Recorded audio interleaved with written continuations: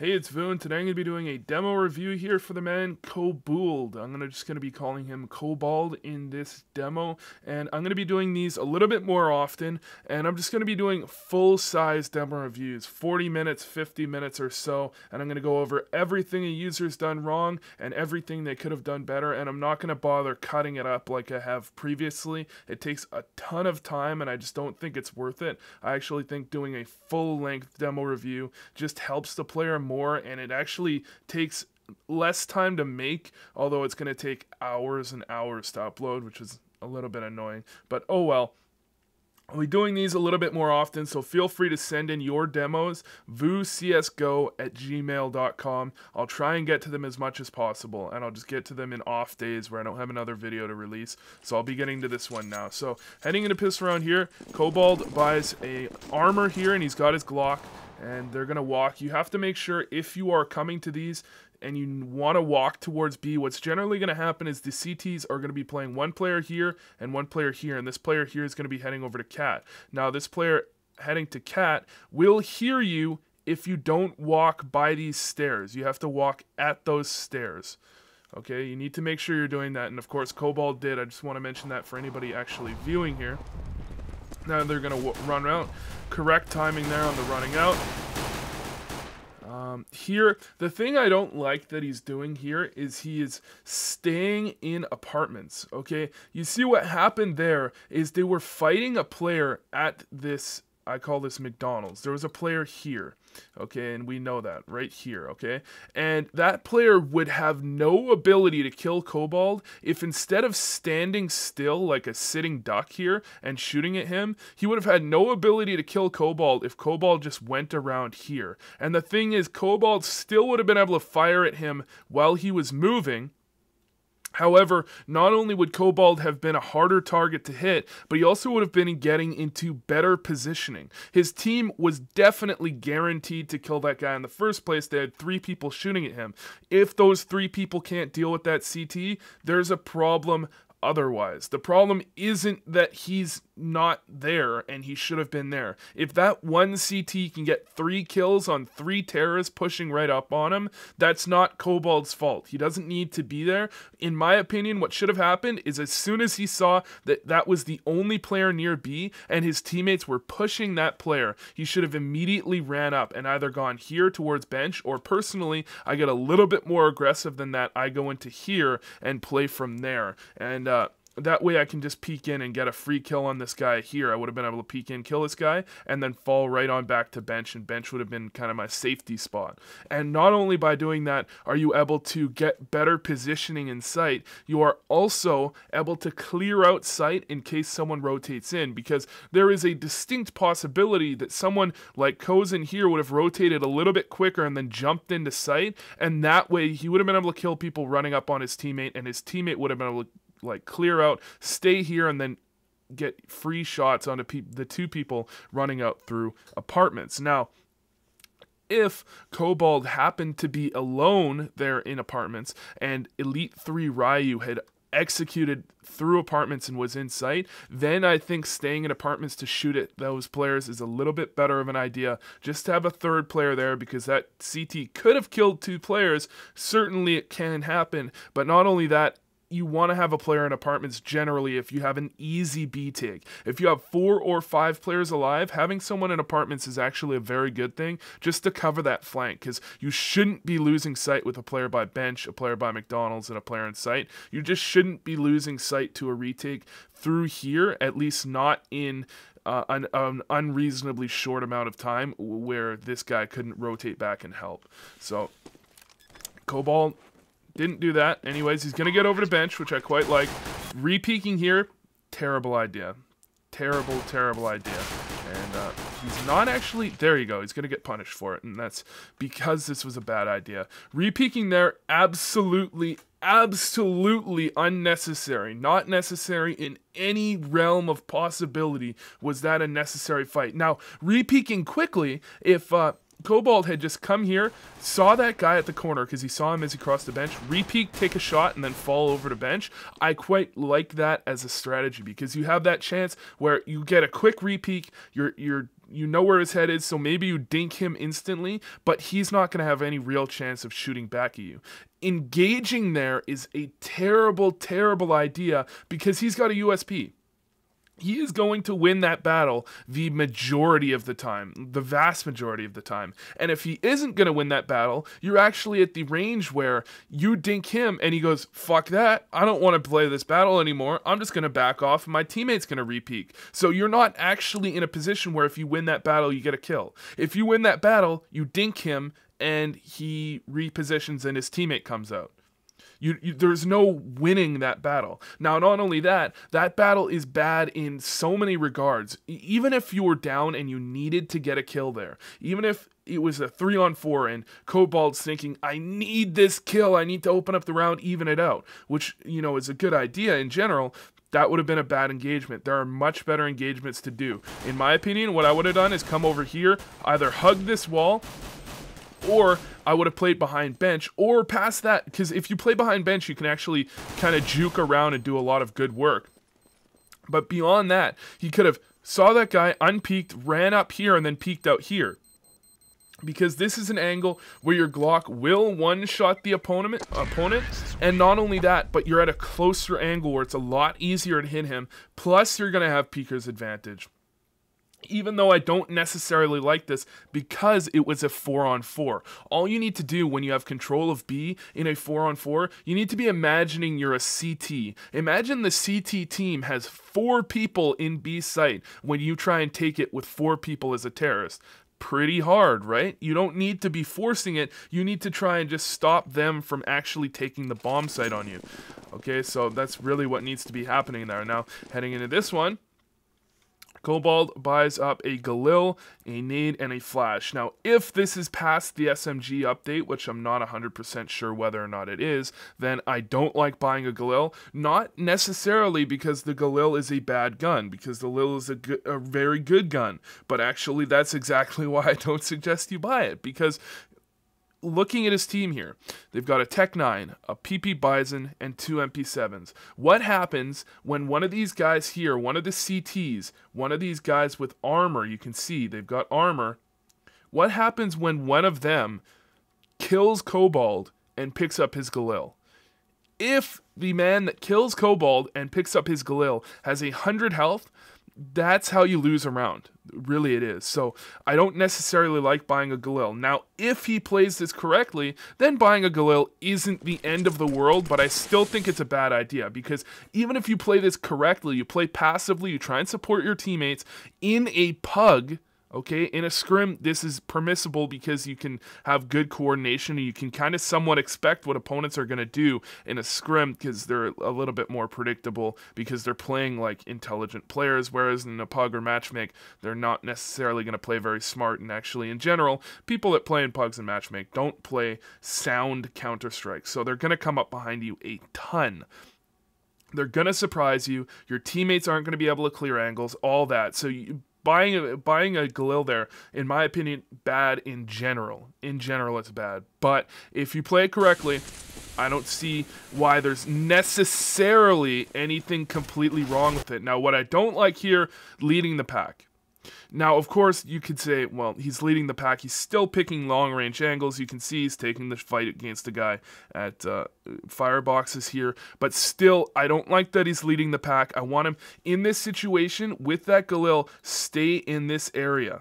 You're staying in this area here. You cover them from CT. You can cover them a little bit from sight if you want. You can cover them coming through connector. Don't push up ahead of the rest of your team.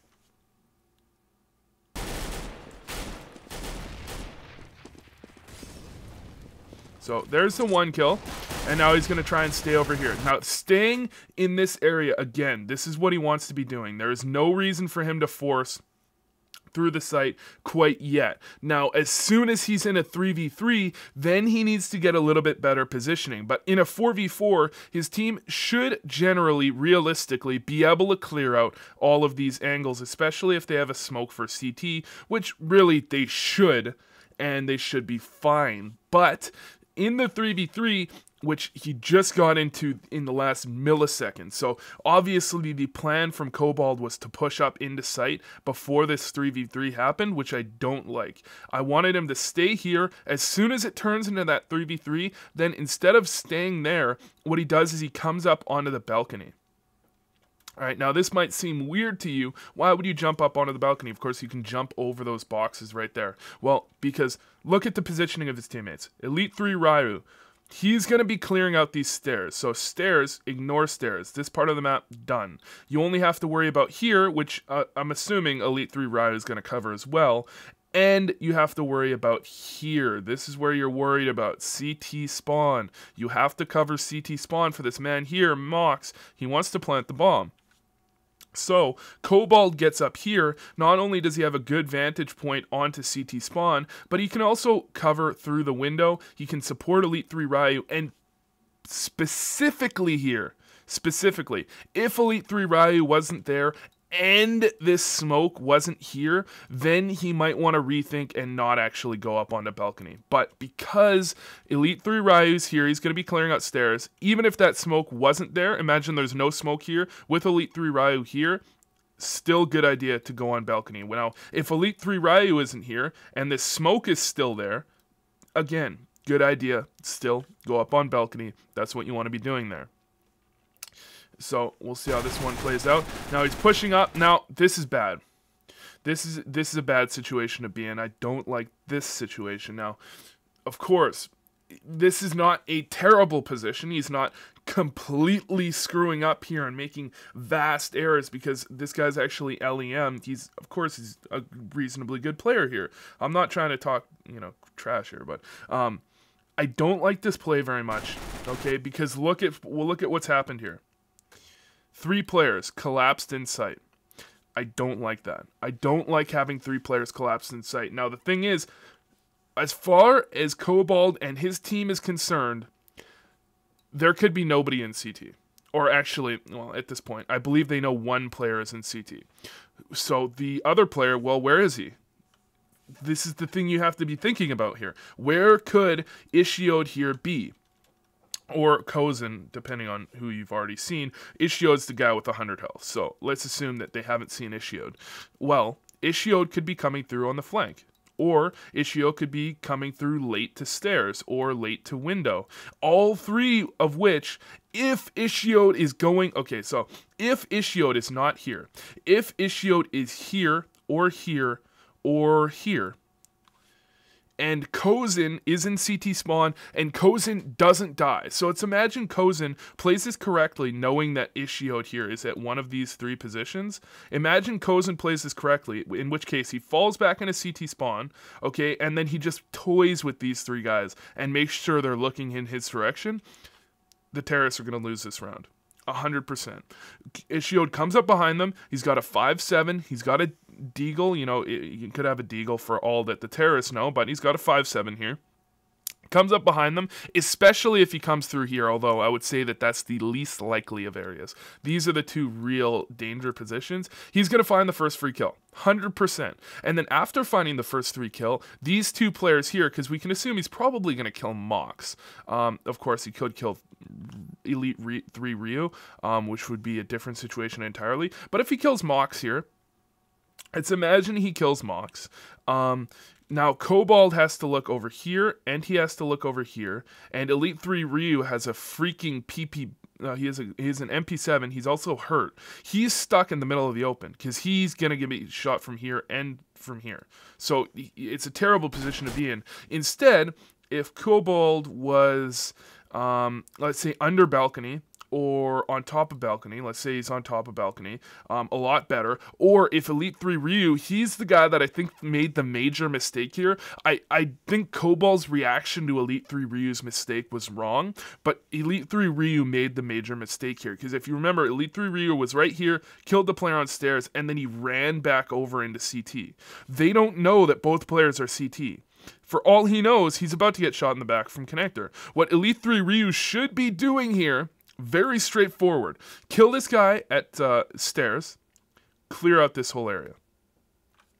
Very straightforward. He's already got 2 teammates over here, going to be clearing out CT, so he doesn't need to worry about that. What he needs to do is he can clear out this area, especially because he has a flash here on the right side. You can see he can make sure nobody's connector, and then he can make sure nobody's window. And he just tells his teammates, hey, look, Mox and Koobold, don't, like, stop. Hold on for a second, wait, don't die. And then to not die, Mox just sits behind Tri-Stack right here, and Koobold can sit right here, and Mox can just clear out this area, and Koobold can make sure nobody's running through CT. And then they have full control of here, and they have, they know that nobody's up on the flank yet, and then they work together, and they can actually go over to B if they want, or Elite 3 Ryu, after covering those positions, can try and support through here. Or what he can actually do is clear out these positions, and then what I would suggest is he comes up here, because the smoke would be dissipated by them, and watches the flank, and then Mox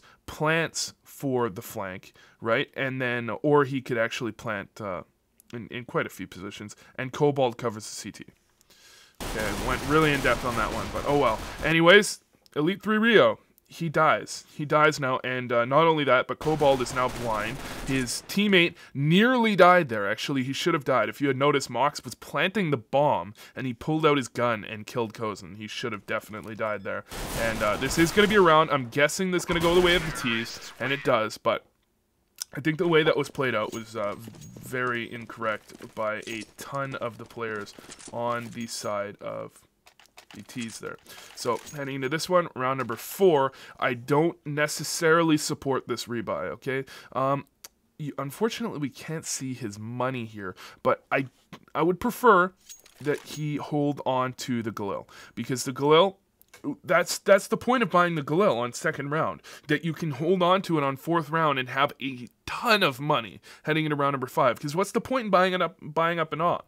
There really is no point here, in my opinion. I mean, buying up an op in a match, maybe I would understand it. However, it seems to make a lot more sense to hold on to the Galil, because you can imagine the Galil almost like an M4.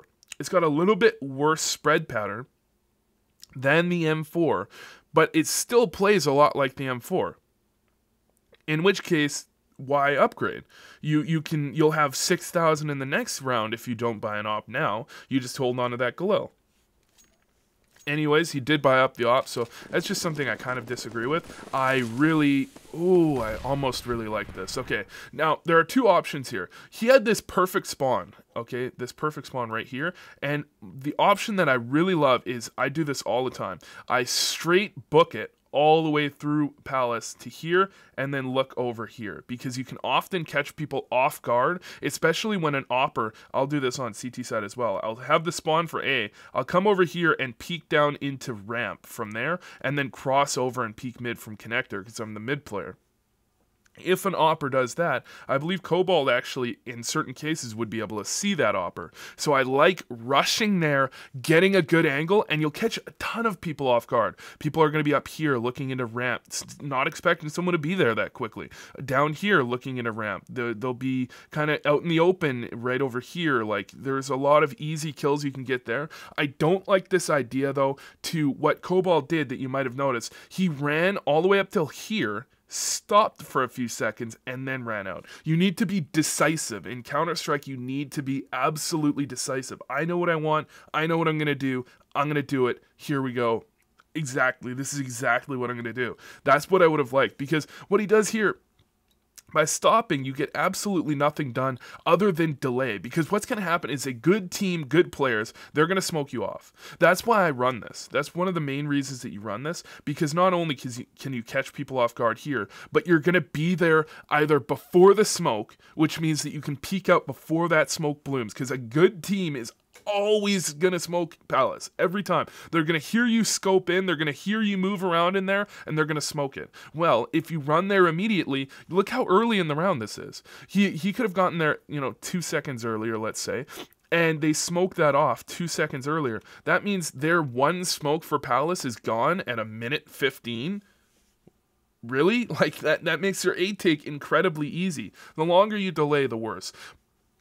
It is, but he didn't delay too much. It's just a lot of teams are actually just gonna smoke that off the bat standard. They're not gonna wait till they hear sound. They're not gonna wait for anything like that. They're just gonna smoke that off the bat, and that's why I like trying to go there as quickly as possible to beat them running it.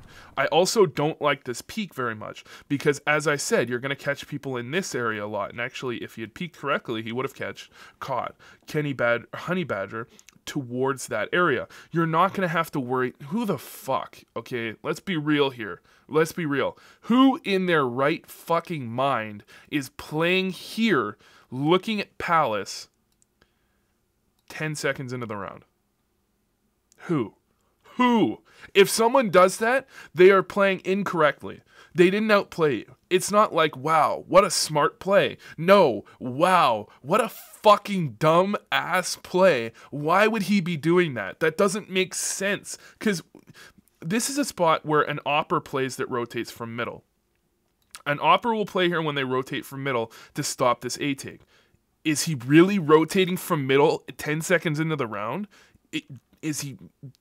What? Like, it doesn't make sense. It doesn't compute. It does not make sense. What you're going to catch is people in this area looking towards Palace, maybe, and you're going to catch people a lot of the time on stairs looking towards Palace. Now, I'm telling you this from personal experience. It's anecdotal evidence, but it should make sense to you. You're going to catch people. Here's the area where you're going to be shot from about around here, and from people on balcony. But you will be able to hear people coming up that ladder. 9 out of 10 times they will make noise coming out of that ladder. You still have to be aware of that. But looking at window like this isn't going to help for someone that wants to peek you from on the balcony. So peeking down towards window doesn't make sense. If you go, what I like to do is go up a lot closer to this corner here. A lot closer.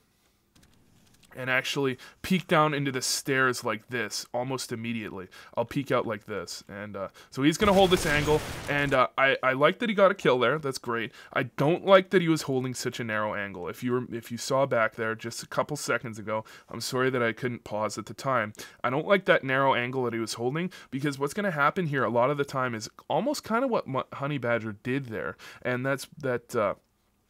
a lot of the time what's going to happen is Honey Badger is just going to show, a corner of his body to peek it, in which case that's an okay angle to hold. However, a lot of the time what Honey Badger there is going to do is peek out wide onto the stairs so that he can look into a connector.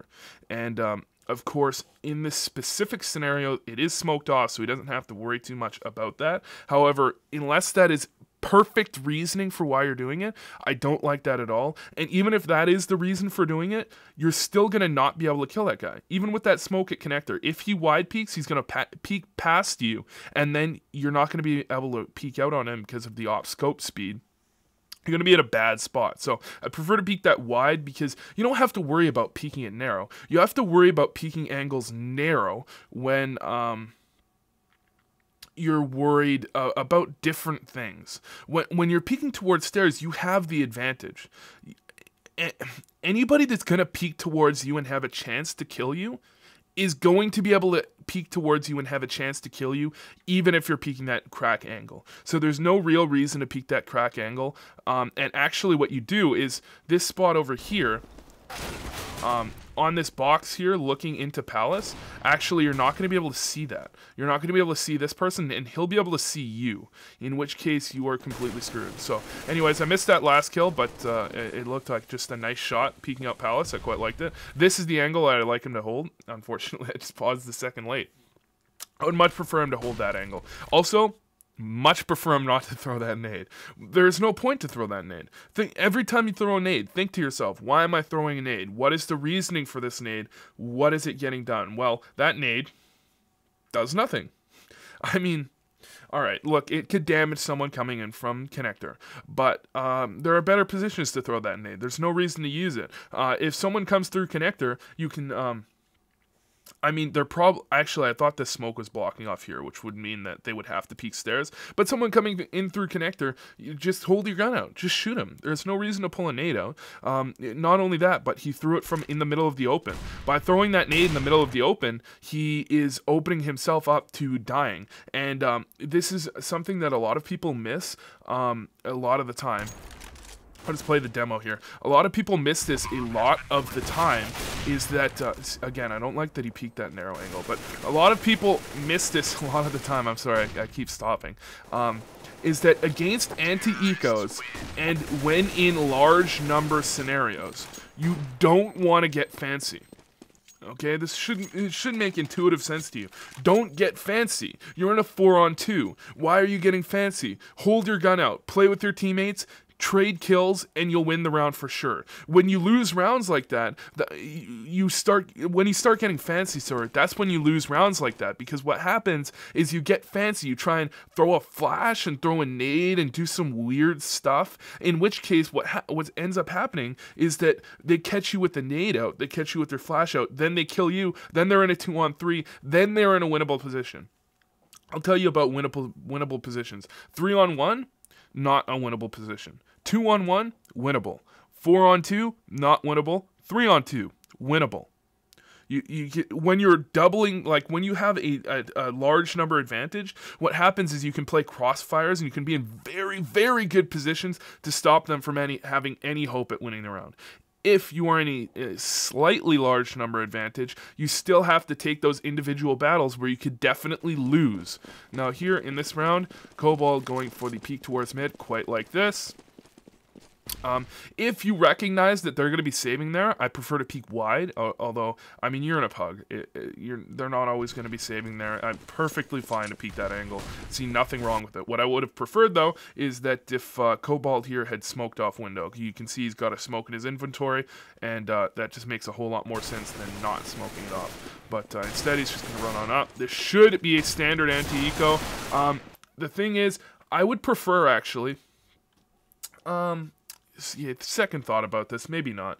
But if you're going to be running up in the front of your pack here, I actually would prefer if Koobold had dropped his op into ladder room here. This is just kind of a proactive play, but you don't want Koobold here to die and lose the op, have them pick it up, and then have them win the round based on that. If you're going to be running with your pistol out, which Koobold's doing, he's not running with it, you're not using your op anyways. What's the point in having it? What's the point in having that risk involved where they could kill you, grab the op, run away, kill the rest of your team and win the round? So I don't like that he's doing that, and they know that the enemies are on eco here. Don't really like that he's running around at the front of his pack, but this is ESCA, and I'm gonna guess that he's just going for RWS here, so I see nothing really wrong with that in general. Yeah, I would prefer that he, instead of staying towards here, he ran over to truck. Van. The reason for this, I keep saying, I'm sorry. The reason for this is that his team has control of Cat. There is no reason to stay towards McDonald's here because he has a teammate that's going to be holding towards the back of Cat. His teammate before was in ladder room, but if his teammate's in ladder room, what's the point of being McDonald's? You stay McDonald's so that you can look and support towards window and this area here. You can support towards this area while supporting and covering Cat as well if you want to. And you have this pull working so that you can isolate yourself and only look at one angle at a time if they're coming from both. But your teammate already has control of Cat, so this bit of that control is gone. And the only thing you're doing is looking in through window, where your teammate already basically has control here. Evil Panda has control. But if you look at the mini-map, nobody's controlling apartments. So this Snuffy G guy, theoretically, could have actually stopped that bomb plant. I mean, he did get the kill, but he could have actually stopped that bomb plant. So instead, what I would have liked is Koobold comes up, throws the smoke he does, throws a nade, and then jumps on Van just to cover and make sure. And that would have been a little bit better. Now, since that player apartments died, this is a perfectly fine position. His teammate has control of Cat, which means he is going to be covering towards this area. I don't like this position still, but it is okay. Alright, it's okay. It's not the end of the world. It's not an awful position, but it's okay. And the reason I don't necessarily like it, if this player dies, he's going to get collapsed on from Cat, and you're in a close range angle with an op, which is bad. If this player dies, he has no way of stopping them from coming out here, which means they're going to swarm the site. Bomb's not planted for you. You have a player on Cat, which can't help cover the bomb plant either, and you are stuck, and you have to push in, and you have an op, which means you have to push into site and get control, but you have an op. So you die, and then your cat player is screwed because they just pick up your op. So I don't like that position that much. I would have preferred he comes over here, runs over, and plays this area here, or possibly even gets to bench, or he could actually just play in sight. Would be perfectly fine. And there we go. Both of his teammates die, so this is not good. But actually, given that he can get this look onto here, I didn't even realize he could look there. I'm a total brain fart. This is a little bit better of a position than I gave it credit for in the first place. However, I don't generally like it that much anyways, just because, look, his teammate on in kitchen died. Which means he's forced to land a shot, multiple shots on people in semi-close range, which was just very hard. And not able to land that one, it's gonna happen. It's gonna happen. There's nothing you can do about that to stop that from happening from time to time. It's just, sometimes you're gonna miss a shot, sometimes they're gonna hit a nice shot, and you end up dying. Alright, so here, alright, nothing seriously different here so far. I'll just fast forward through this while we're waiting. Yep, nothing at all significant going on in that round that I even feel necessary to mention. I really like that peak from here up to here, especially if you can pick people when they jump across, if you have the reactions for it. I really like that, actually. But what I don't necessarily like there is that you lost one and then you won one. Which means they should, in all reality, be on an eco here. Now, they're not, but they should. Like, if you think about it, what are they going to be buying? Probably not. I mean, it's a pug, so they did buy. But if they're on an eco, it is still a common pug strat to push straight down a ramp. And if you hold this angle with an op, from experience, you will, if they play it correctly, if they run up like this, you won't be able to get back. You won't be able to get away before they get down ramp, which means you absolutely need to land your first shot or you're dead, and you don't want to put yourself in that position. But if you expect them to be on a buy round, then that's perfectly fine. Nothing weird going on here. Holding in apartments, I quite like that. However, there's no reason to be holding this angle. By holding that angle, you don't have your flank, which means they could come up behind you, and then what happens is they come up behind you, get control of an op, and then look at your team's positioning. Look at your team's positioning. If you die, the round's basically lost. Okay, I'm getting a little bit over dramatic by saying the round's basically lost, but if you die, your team is in a tough position to actually win the round. If you die in this position, your team's in a tough position to win the round, especially if you die and then Mox dies. And that would just be terrible, terrible, terrible. Now, you could draw in a question that they shouldn't be flanking because of your teammates' positionings here in middle. And while that is absolutely true, you have to remember you are in a pug, okay? You can't rely on your teammates. You have to expect that in any given scenario, they could certainly be flanking, and you have to be aware of that. So I think if you play it safely and you just watch the flank, you are in a better position to actually win the round. Now, of course, it's an ESEA pug. Maybe you know this. It's just the way it is. So 6-1 now, they are definitely ecoing, and you should definitely know this, so I would prefer a wider peak. The reason I prefer a wider peak there when you peek against people that you know are ecoing is because you want to be able to 100% catch this guy. And if you narrow peek, not only will you not be able to catch him when he makes that jump like that, but also you won't be able to catch him because sometimes he'll be like in air as you get out, which means if you wide peek, you're going to catch him. He's going to be at the bottom of your screen there.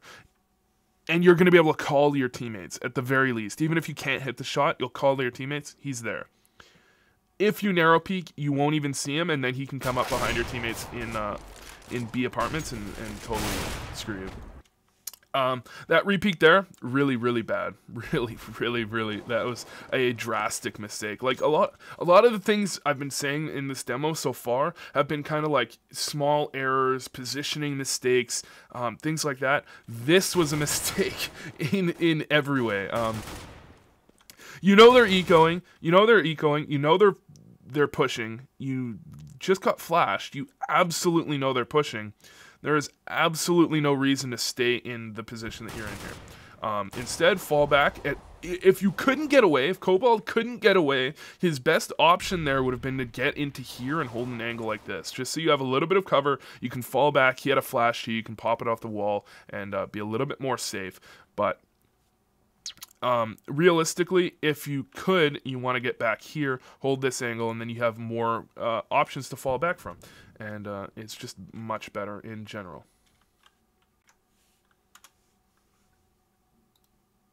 So I'm sorry for all these mouse and keyboard sounds, but I can't really help that.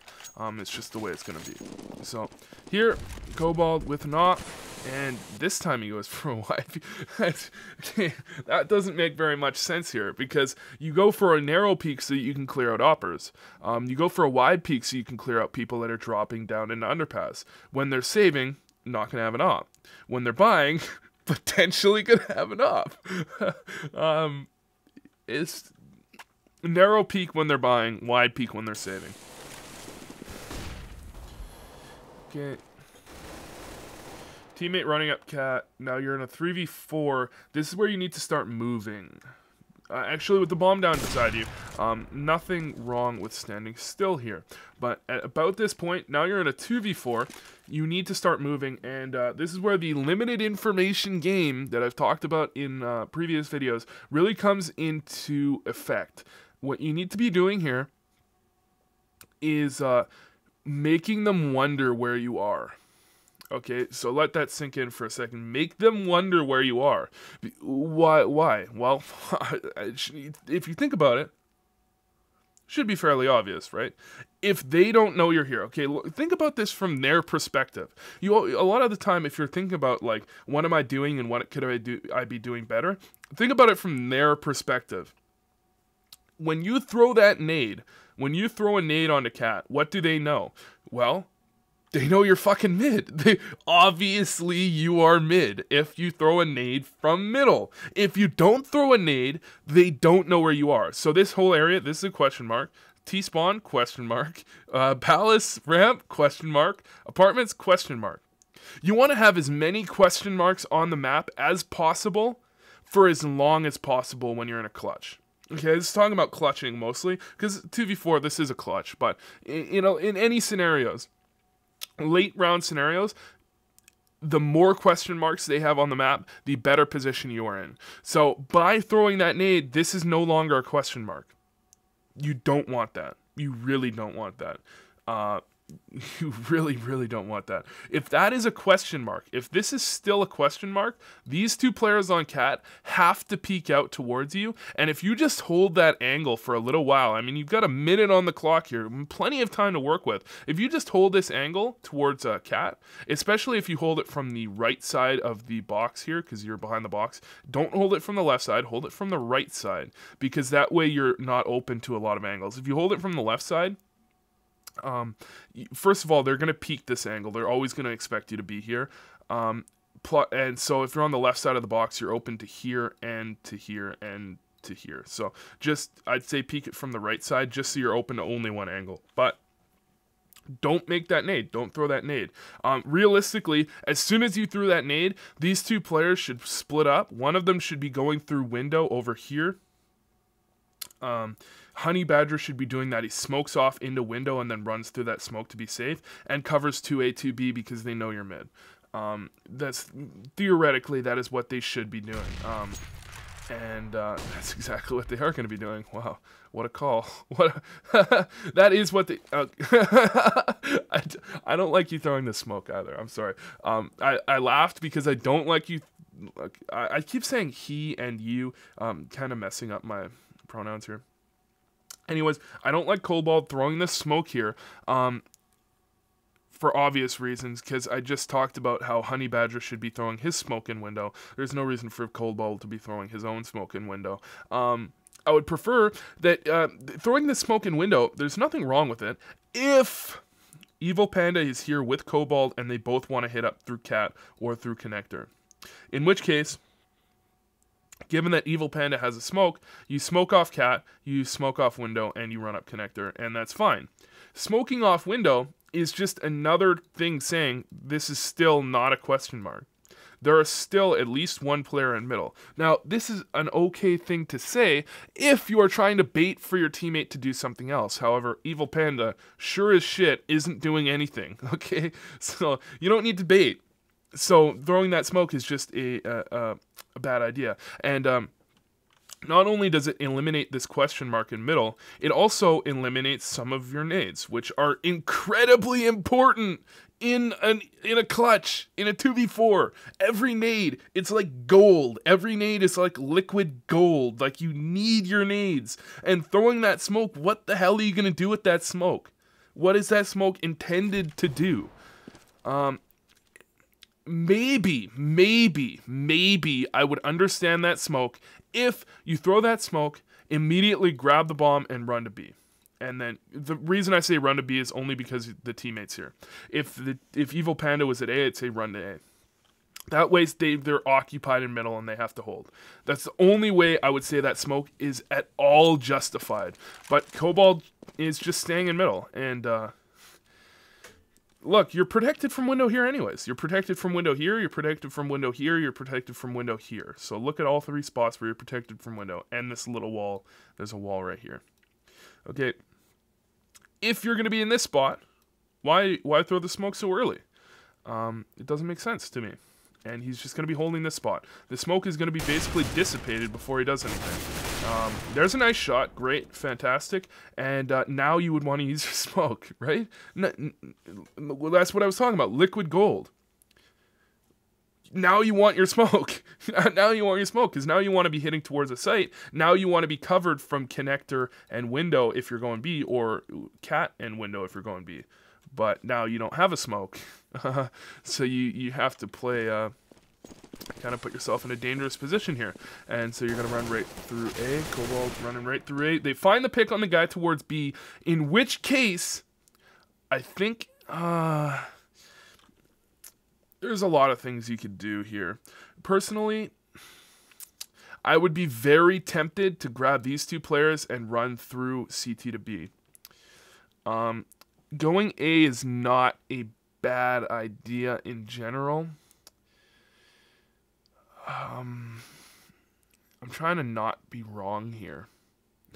I'm not trying to word this correctly. I'm trying to not be wrong. A is a bad site to go, in my opinion, in this sort of 2v3 scenario. Because, okay, here you are. Okay, imagine you are like two little, like 18-year-old, you just graduated high school, and you're moving on into the big wide world where there is somewhere hiding trying to kill you. Where do you go? Well, you don't go to fucking Walmart, okay? You don't do that. This A site is Walmart. B site is like Costco. Okay, this is perfect. This is perfect. Okay, A site is Walmart. Okay, A site is Walmart. Okay, because there are a million aisles and a million little things to hide behind. He could be here. He could be here where he actually is. He could be behind any of these boxes. Could be behind Firebox, CT, here. He could come late window, which would still screw you up. Could shoot you from cat if you're trying to plant here. Could be under here in look how many spots. You could be here. Tetris. This is Walmart. Walmart has a lot of weird stuff that people could hide behind. But here, look, this is Costco. This is Costco, okay?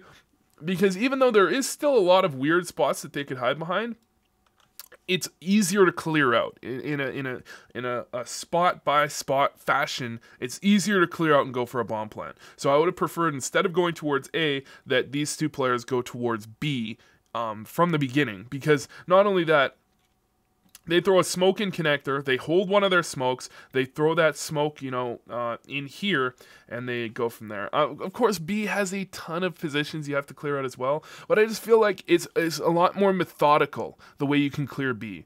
Because you clear out here, okay, imagine you're running up cat, you clear out here, clear. Okay, then you run in. This is the dangerous spot here, because they could be in quite a few positions. That's why I think that having a smoke just to smoke this off is a good position. Then you clear out here, you run into sight, and I mean, there's a lot of spots to clear out as well, but I feel like it's better because the spots that they could hide at B, this is what I've been trying to say for the last 5 minutes. The spots in which they could hide at B, you can clear out and then plant freely. Okay, see how this makes sense? You want to plant B. Where can they shoot a bomb planter if you're planting here? Okay, well, they can shoot you from cat. They can shoot you from bench. And if you plant, I mean, hugging this box, then maybe they can shoot you from here as well. But I think you can plant safely from there if you want. Or if you want to plant here, where do you have to be safe from? Well, you have to clear out here, you have to clear out here, and you have to clear out here. If you want to plant at A, you want to plant here, he could be hiding. This is the problem. When you go towards A, there are so many spots they could shoot you from where he hides. You go for the bomb plant, he peeks and kills you. You see how this? Do you see how this works? When you're going towards A, look how many places you could hide. You have to run all the way up and clear out here. And in which case, he could still have fallen back over here and then come up to ramp later. You have to run all the way into Palace and clear out Palace. You have to run all the way into CT and clear out CT. There are too many angles. It's too much to clear without having smokes for every area. But given that he could be in anywhere, including T side, there are just so many spots that he could be. It doesn't make sense to be going towards A. So, with that kill on the player on cat, after the decision was made to go towards B, go towards A, I would like, even though it's incredibly dangerous, even though I will fully recognize, going through here is a death trap if they're waiting for you. I still think it's better, because if Alpha plays this correctly, you will never win this round. Unless you guess. So, Evil Panda guessing that he could be towards ramp, which is fantastic. You have to do that gamble, you have to guess, you have to clear that out. However, if he's wrong, you have to force a plan at some point. And here, okay, you shouldn't be playing. Koobold should not be playing like this. Yeah. I don't like playing like this because holding towards window here, you are not helping your teammate in any way. You are stopping the rotate, which is fantastic. Great. Stop the rotate. 10 out of 10, you're going to stop that rotate if he wants to come through window. Awesome. Freaking awesome, right? Great. Except now Panda is left alone in the big wide jungle. It's a freaking jungle in a site. And he's gotta plant the bomb. You have to cover him. You have to. You can't do this. You can't do this. You have to gamble. You have to say, look, I sure hope he isn't gonna come up behind me and shoot me, but you have to make this gamble. You have to. You can't not do it. You can't. You have to. You have to. And if you hold connector, he plants over here. I believe you can plant on that side of the box. Basically what you do, Koobold here, comes out, clears out connector in middle. Okay? You have to make a gamble here because you're going towards A. Clear this out. Then turn your back on that. So Koobold clears this, comes over here, clears this, turns his back, and watches here. Okay? While Koobold plants here, while Panda plants there, because Panda did clear out here, even though it's still dangerous. If that exact scenario happens, this is a possibly winnable round. Okay? So we'll see how this one goes. No.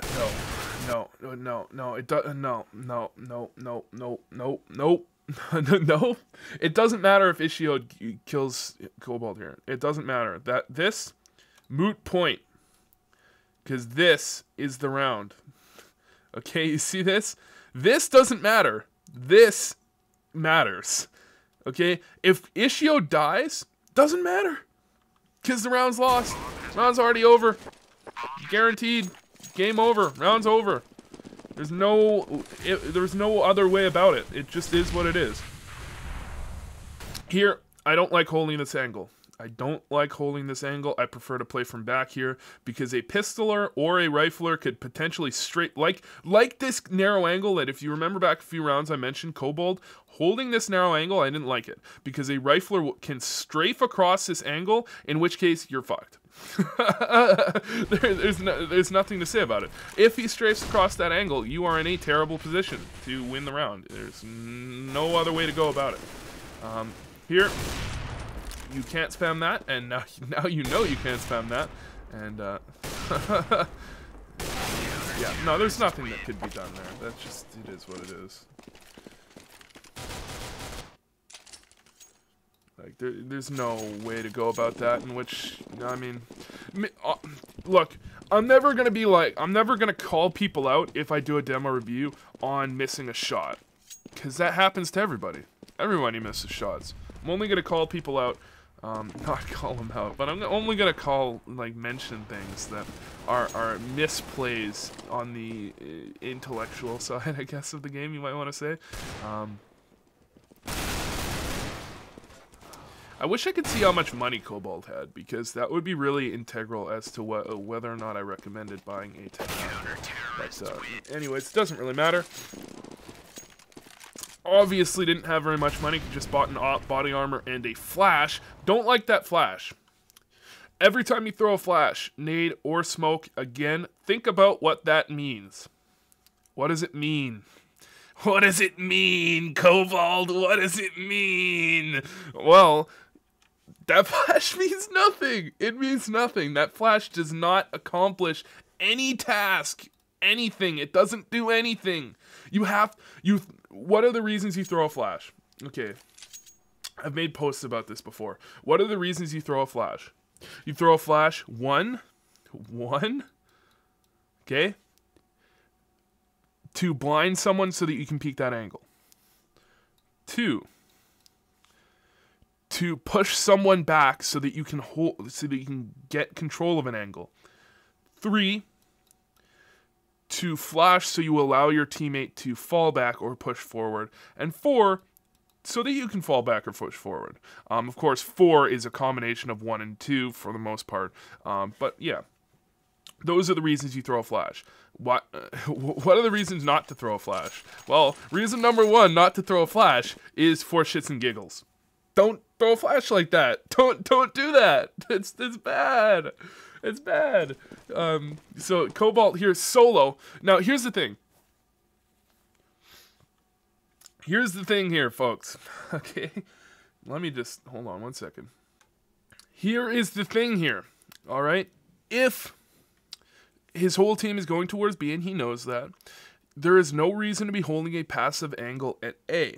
Unless he has a rifle and he wants to lurk. Instead, I would much prefer that, since he had a very good spawn, run straight up to ramp, peek here, and try and peek into sight and get a kill. Much more dangerous, much more risky, but high risk, high reward. And playing towards A with an op solo while your team goes B is medium risk, low reward, which is not worth it. If you peek towards here and get a kill on one of these guys, like I said, high risk, high reward. Because if you get a kill, you force a rotate and B is an easy take. If you die, you could even also force a rotate. So maybe it's medium risk, high reward potential, right? Because if they kill you, maybe they're thinking, hey, whoa, maybe they're going A, right? If they don't get the kill, if you kill them, then they're going to rotate for sure, right? So it makes sense, right? Especially with that flash over, you peek up at the top of ramp.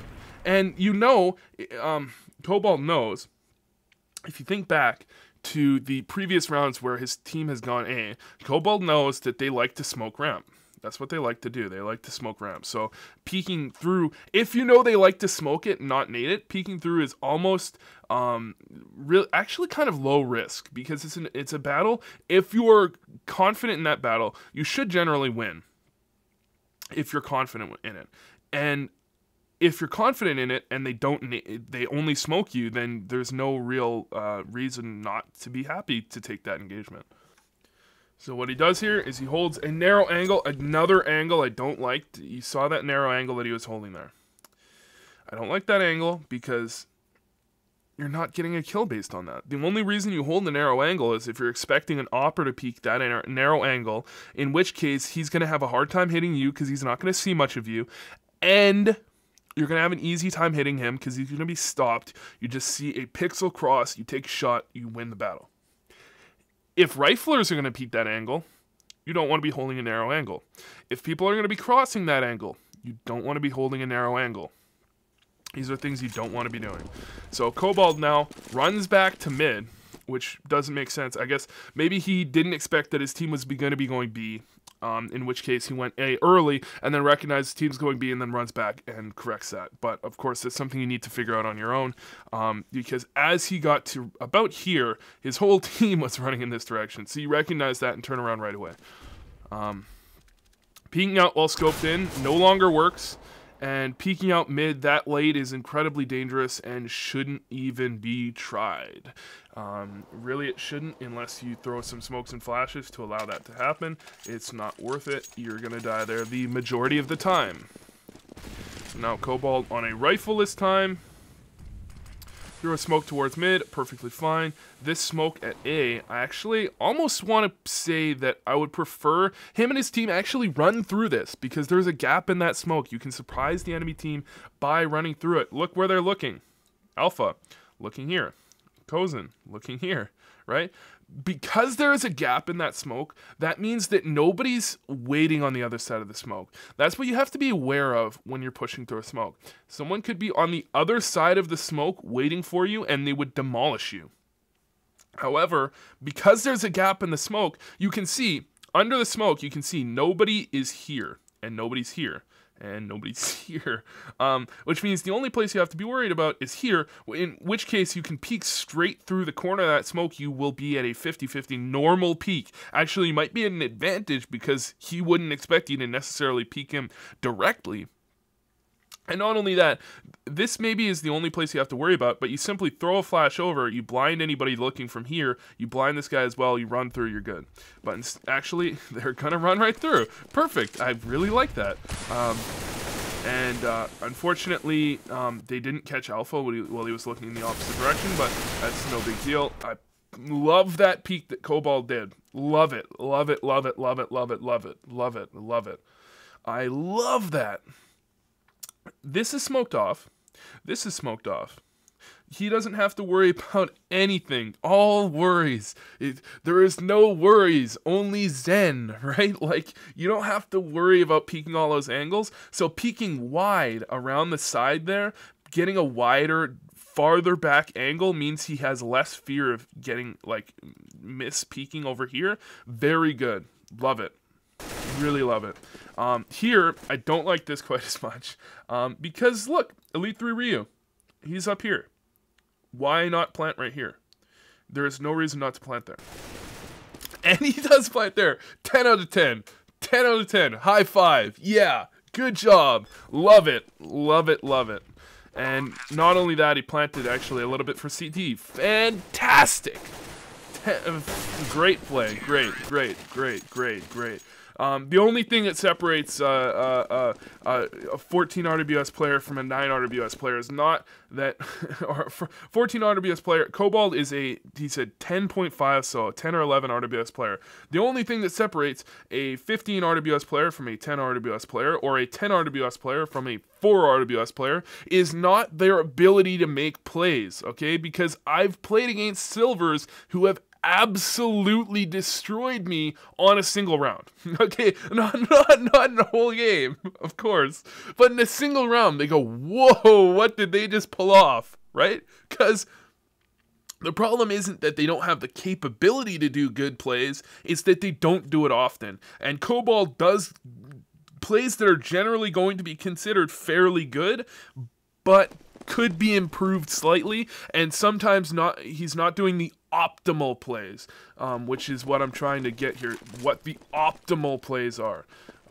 So running up here, teammate dies, Okay. Yeah, I don't like holding this angle that much. This is just personal preference. I think this is just personal preference, because I would prefer to push up, and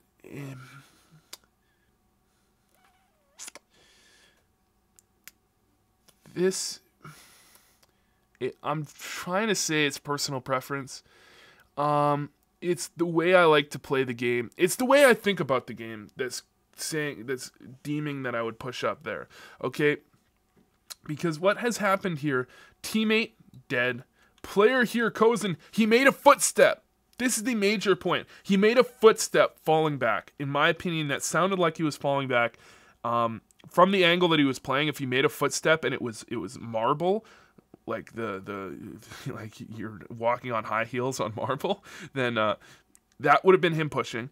Instead, he's falling back. I think in the majority of situations there, he gets that kill and he falls back. Yeah, I think in the majority of situations there, he gets that kill and falls back. And yeah, I think he does. In which case, you want to trade as quickly as possible. So you push up, try and get that kill on him, and you take a good engagement. The reason I say I like to push up, okay, the reason I like to say that I want to push up here is not because I think that getting that trade is the end-all, be-all, and not because I think it's not risky and that he could definitely push up on Koobold and kill him. It could definitely happen. There are definitely scenarios where Kozen gets that frag and then decides to continue and he pushes in and peeks. However, I think in the majority of situations there, he doesn't push in and peek. He falls back, worried that the terrorists are going for a bomb site take, which I think is the correct play, is to not peek in. The correct play there from Kozen is to not push in and peek in New Palace. Now, that doesn't necessarily mean he's not going to do it, but I think in the majority of situations he doesn't. Now, that's not the reason I'm saying I think he should push up. Because it's perfectly good to be safe. It's good to be safe. Not perfectly good. It's good. It is good to be safe. Good thing. But if Kozen peeks that angle that Koobold is holding, I think Kozen will kill Koobold nearly every time. Because he's so close up, Kozen's going to peek right around the corner. Most of the time, he's probably going to peek it with a flash, or he's going to run right past that crosshair placement, duck under it. Koobold probably misses his shot. Incredibly hard shot, though. Excuse me. Incredibly hard shot to hit. And I just think it's not worth it. Risk-reward. Think about risk-reward here, okay? What is the risk you're taking by pushing up? Well, he could push in. Reward is that you catch him while he's still on balcony. If Koobold had pushed in immediately, he would have caught Kozen with his smoke in his hand. So if Koobold pushes there immediately, what he's doing, not only is he in a position where he could certainly catch Kozen with his nade out, excuse me, but not only that, I feel like it's almost easier for Koobold to hit that shot. Because the risk-reward here of holding this spot is that you're trying to hold for a push that could come. But if the push actually does come, you're probably dead anyways, right? So there's no real reward. Because if the push doesn't come, you're in the same position you were in before. If the push does come, you're probably dead, right? You're probably dead.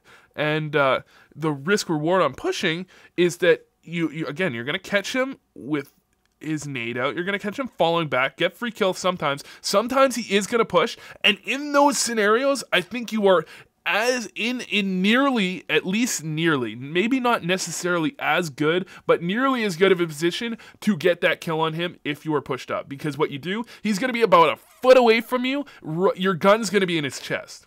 Well, what do you do when your gun's in his chest? No scope. You just no scope him in the chest, right?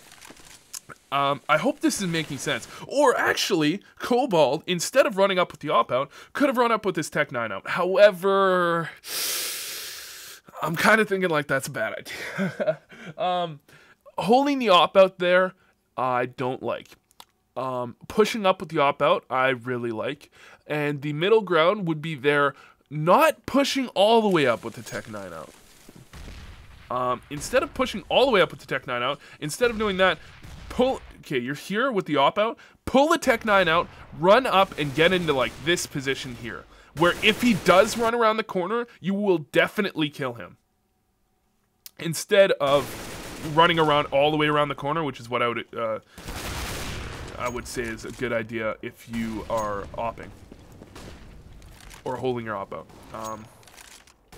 Now the trouble here, I like this play, fall back, fake the fallback, walk back forward. The problem is, you kind of need to be scoped in the whole time here. Because as soon as you scope in, anybody that's listening in is going to hear you scope in, they're going to know you're in Palace. And actually, you ran away. Okay. They know you're here. They definitely know you're here.